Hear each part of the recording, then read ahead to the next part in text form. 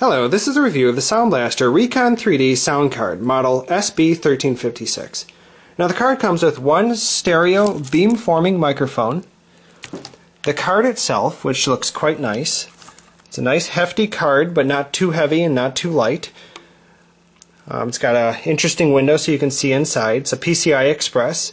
And on the back we have three output ports, as well as a digital output and a digital optical input, both optical input and outputs, a microphone port and a headphone port.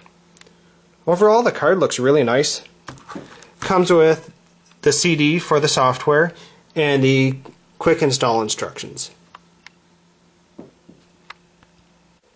Let's compare this to the onboard audio built onto my current motherboard so we can look at any differences. So notice that these are specifically labeled on the back of my computer. We have center sub, rear, in, out, and microphone, as well as the digital optical out that the Sound Blaster card also had. Now these ports are specifically labeled, where on the Sound Blaster card they were just three general outputs of different colors, which perhaps you can configure on the card. And the Sound Blaster card had a specifically labeled microphone, but it also had a specifically labeled headphone jack, whereas there isn't a specifically labeled headphone jack on the card.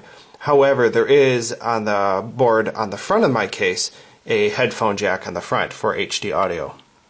But if we compare that to what we saw on the card, remember, we didn't have an input that was of these different colors. We had a digital optical input right here, which is different than was on the computer. Now on my existing computer I had two additional ports on the front of the computer. This is my microphone port and a headphone port. So if I was looking for one specifically labeled headphones that I didn't find on the back of the computer, this makes sense, right? If you're plugging in headphones, you're more likely to be plugging directly into the front of your computer than running around and plugging them into the back if it's not a laptop. Now these are actually connected by a cable called an HD audio cable that will run down all around the side of the computer, come around and connect into the motherboard onto the onboard port down here.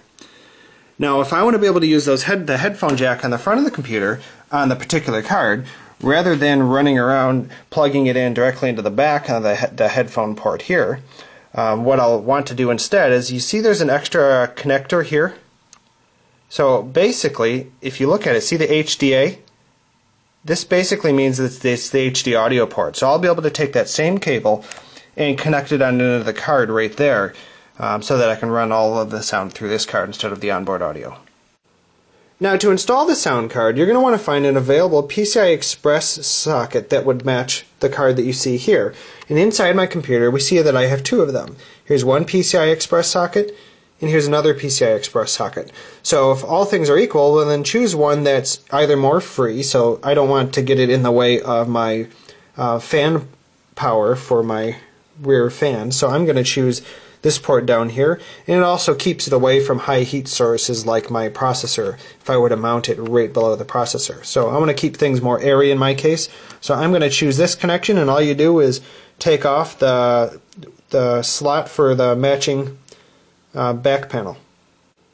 Okay, now I have it installed. I just removed one of these from the side, plugged it on into a PCI Express port that you see down there.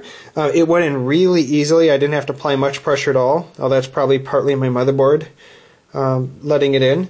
And then you just basically put the screw back in place where you have it plugged in.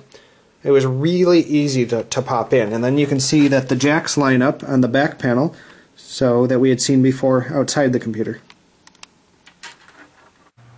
So now with the computer turned on, let's get a look at the card while the computer's running. So there's a red LED light from this card. So this is the card in the middle here. And you can see the red light emanating from the card, so just be aware that it's going to light your case red.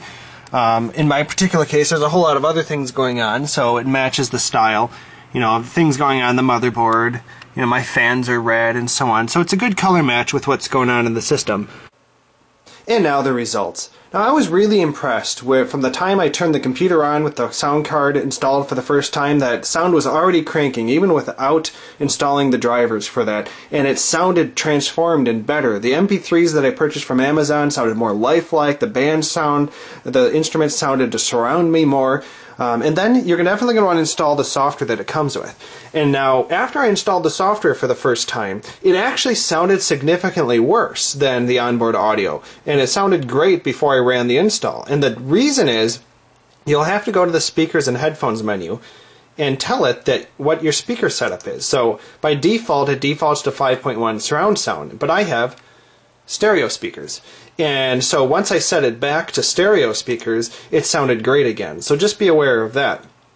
And the tools give you a lot of customizations. So they give you a little, you can play a THX surround sound test, and you get a lot of choices. So you see how it has a crystallizer and a slider for it. This is what makes the voices and instruments really come out more crisp.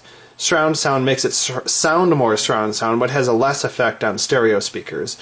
And you can turn on extra bass. I prefer not to.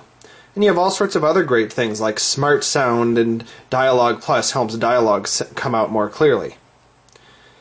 It gives you a whole lot of other things. You have equalizers, so you can pick between different modes. So by default it's flat, but you get a whole pull down of equalizers to pick from. And they give you different sounds. I thought that was really customizable and is nice. Here's something really cool I thought, was under Crystal Voice is where the microphone setup is set. Now, the microphone, you're going to want to probably crank the volume. By default, it sounds like it couldn't even hear me. So I cranked it all the way up, and then then there's a mic boost setting. So with that, I could hear it much better when I recorded. And this is really cool down here. Here's this thing called focus. Now this has to do with the stereo aspect of the microphone and noise cancellation.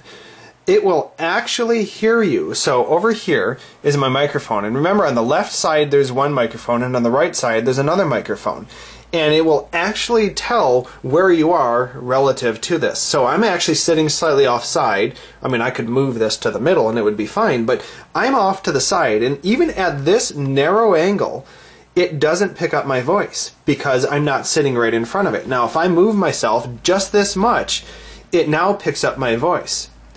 So I think it's really cool that it can differentiate where I am and drop out the audio when I move over here, and then pick me up again when I come right to the middle.